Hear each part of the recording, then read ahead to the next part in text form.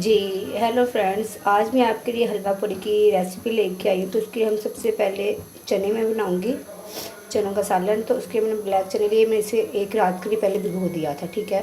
उसके बाद एक छोटी प्याली लूँगी मैं प्याज की।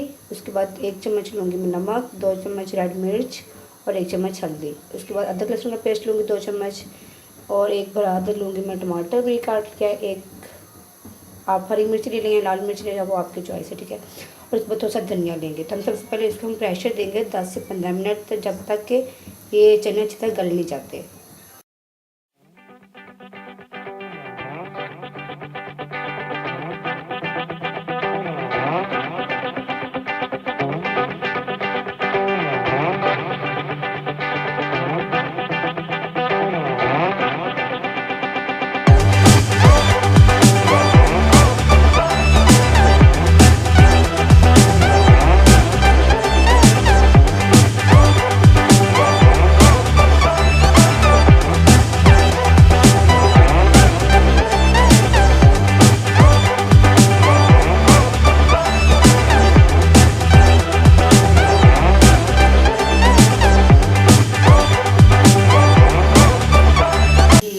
देखिए, अब हमारा थर्ड स्टेप है कि हम मैदे का आटा गूँध देंगे, जो मतलब पूरी बनाने के लिए। तो हम उसके लिए इसमें छोटे पे लिए मैदे की। उसके बाद आधा चम्मच लूँगी नमक और हल्के ज़रूरत लूँगी ऑयल और एक गिलास में लूँगी पानी।